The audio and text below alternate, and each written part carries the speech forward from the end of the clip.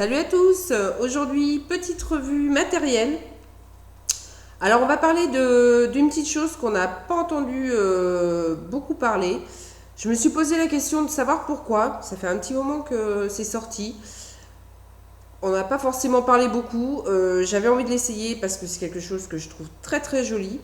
Alors il s'agit de quoi? Il s'agit de cette petite chose. Donc l'iMode de Joytech.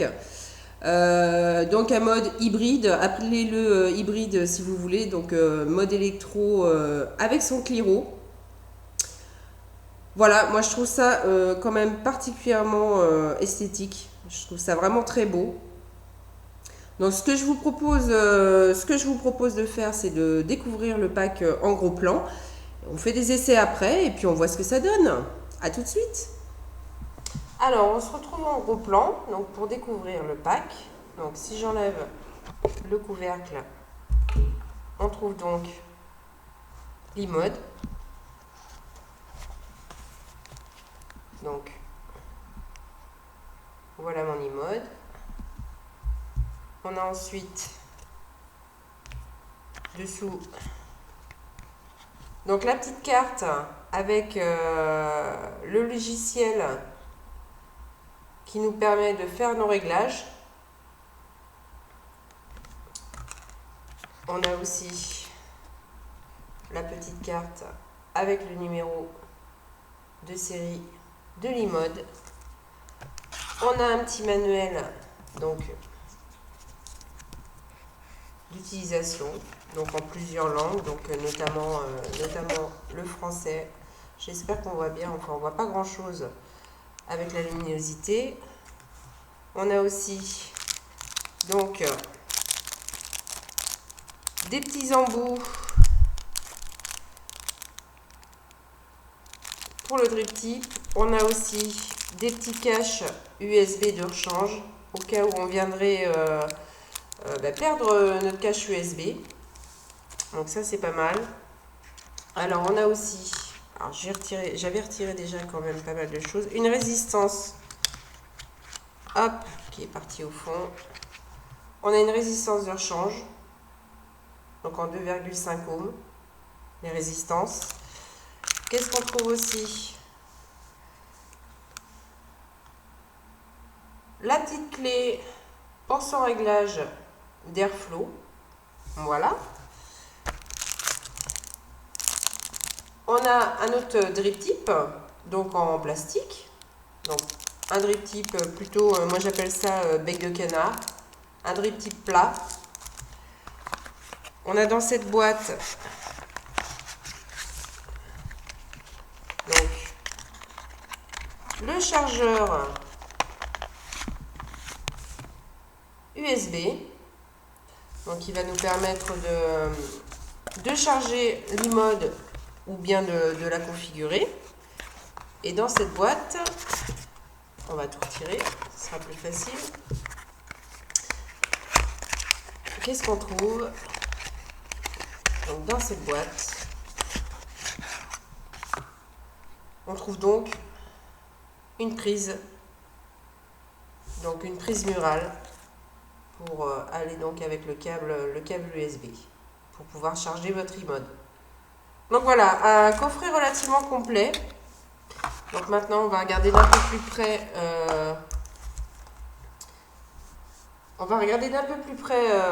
l'iMode. Donc j'espère qu'au niveau voilà, au niveau zoom je suis pas trop mal. Donc on a un iMode 100% acier inoxydable. Donc on a un iMode de bonne qualité. Donc avec son claireau, avec un drip tip 510. On va peut-être démonter les deux parties, comme ça va vous permettre de voir. Hop. Donc drip tip 510. Voilà. On a une connectique 510 aussi.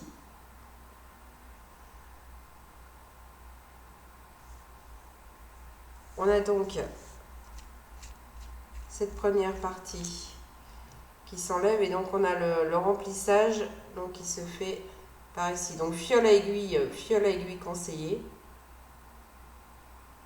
bien évidemment.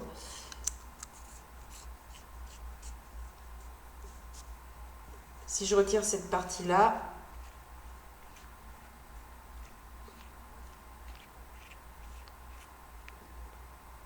qu'est-ce qu'on y trouve? La résistance. Donc c'est plein de juice, hein, c'est normal, j'ai du juice à l'intérieur. Donc la résistance qui s'enlève tout simplement en la dévissant.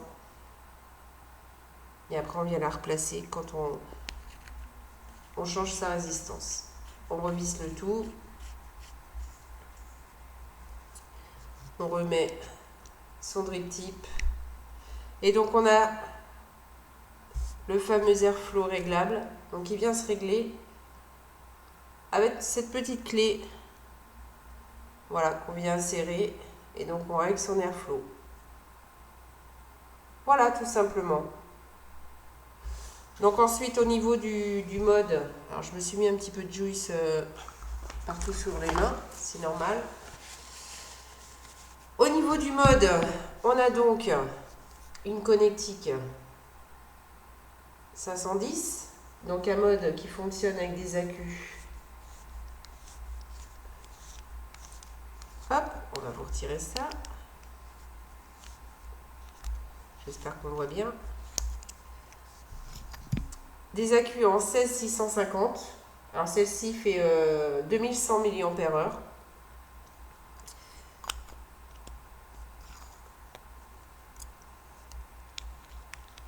On a une bonne, donc le ressort. Je vais pas réussir à la remettre. Le ressort il est costaud. Hein. Ah ben c'est pas possible. Hop là, voilà. Alors le ressort il est bien costaud. Hein. Donc on a un trou de dégazage. Ça y a pas de souci. On a donc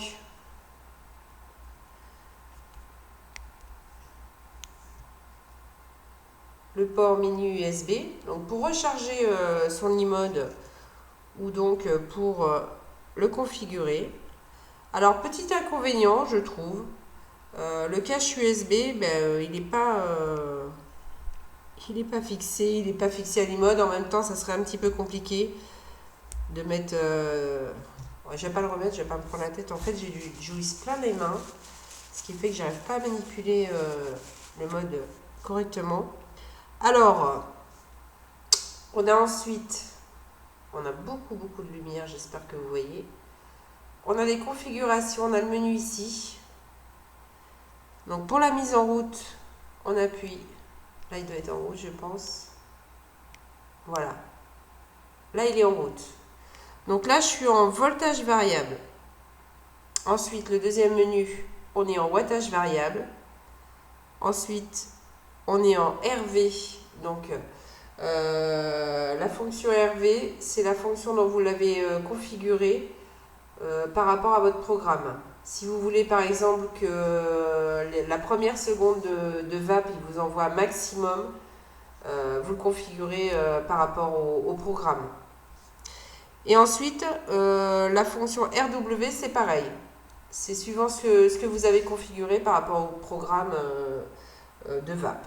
Si vous voulez plus de wattage à la première ou deuxième seconde de VAP, c'est vous qui réglez suivant le programme. Voilà. Donc pour la configuration, alors 5 fois, on éteint son mode pour passer du voltage au wattage. On attend quelques secondes.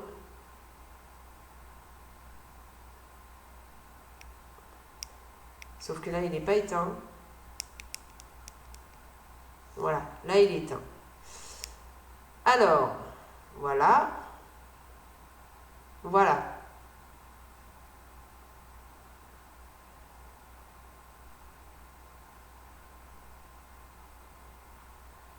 Voilà comment on configure son mode. Là, je suis revenue en voltage variable. Voilà, tout simplement. On a donc la molette de réglage. Donc au niveau des volts, on va de 3,3 volts à 4,8 volts. Et donc au niveau des wattages, on va de 4,5 watts à 9,7 watts. Là, je suis désolée, il y a beaucoup de lumière. Je ne vais même pas pouvoir vous montrer les graduations. Alors, on a une molette pardon, qui est bien cliquée. Donc, on a des beaux petits crans, ça se règle très facilement. Et donc, voilà ce que ça donne avec son claireau. On a quelque chose quand même d'assez sympa. On se retrouve tout de suite en plan large pour les essais. A tout de suite.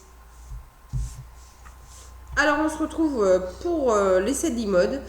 Alors avant de l'essayer, avant de faire le test, je voudrais quand même parler des points positifs, des points négatifs. Les points négatifs, on y viendra plutôt après le test, vous comprendrez pourquoi. Au sujet de ce que j'aime dans ce mode, ça reste que mon avis. Donc c'est quand même l'esthétique. Je trouve quand même super joli. On est sur une belle qualité de finition. C'est très bien fini. On est sur de l'acier inoxydable, donc une matière super résistante. 18 mm de diamètre, c'est un gros plus parce que ça reste discret. On a aussi le fait qu'on puisse le charger par le mini USB. C'est vrai qu'on n'a pas toujours de chargeur d'accu. Donc ça, c'est un gros point positif aussi. La molette de réglage qui est relativement qui est bien cliquée, donc ça se dérègle pas à tout bout de champ, donc ça c'est un point positif aussi. Qu'est-ce que je peux dire de plus en point positif? Je crois que j'ai fait le tour. Maintenant on va passer aux choses qui fâchent. Malheureusement il y en a, et il y en a beaucoup. On va déjà l'essayer.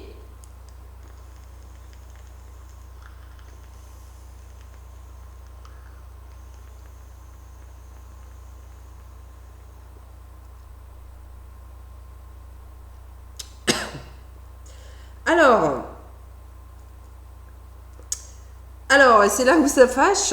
On va commencer par l'airflow. L'airflow, je suis réglée au maximum. Donc un airflow le plus ouvert possible. Il reste quand même relativement serré. Très serré l'airflow.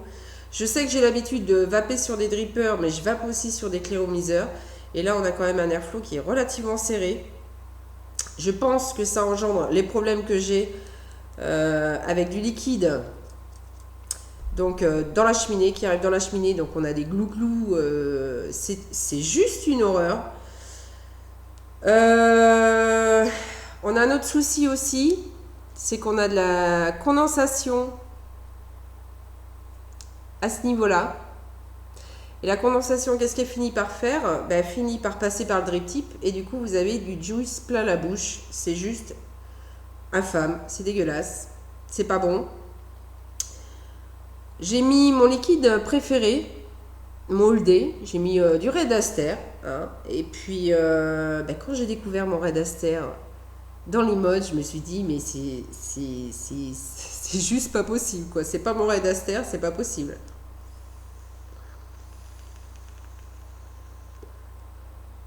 Le Red Aster, c'est juste pas possible. Le Red Aster, ça reste quand même un liquide relativement puissant.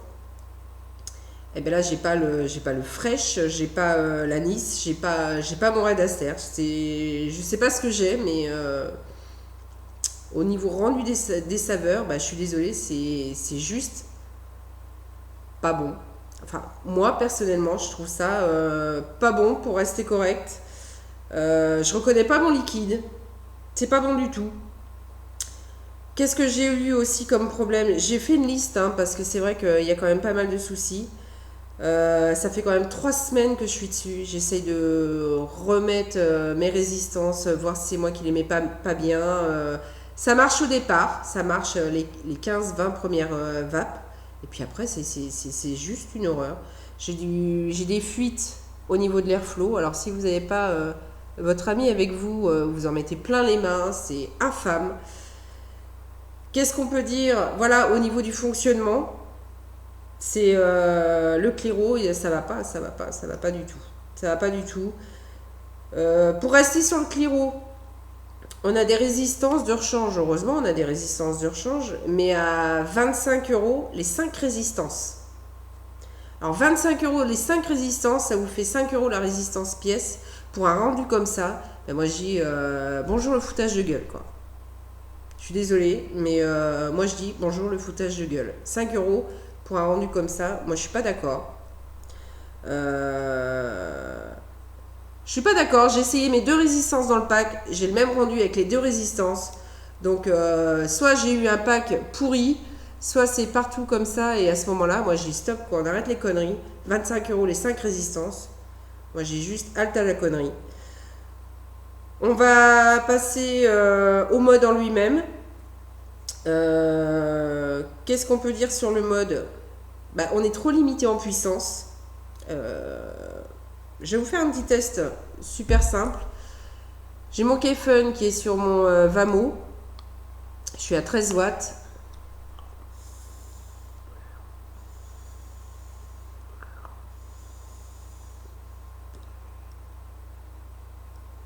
Avec mon Red Aster.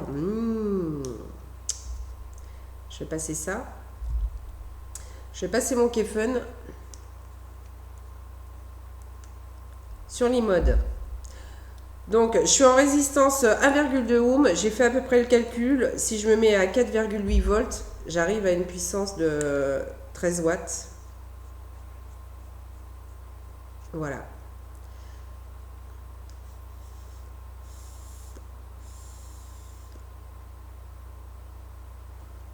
À mon avis, les 13 watts, eh bien, à mon avis, les 13 watts, on les a pas.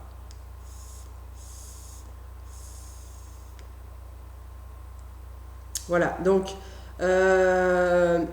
au niveau de limitation ampérage, on ne sait pas, j'ai cherché, on n'a pas trouvé, donc je pense qu'il y a un petit souci à ce niveau-là.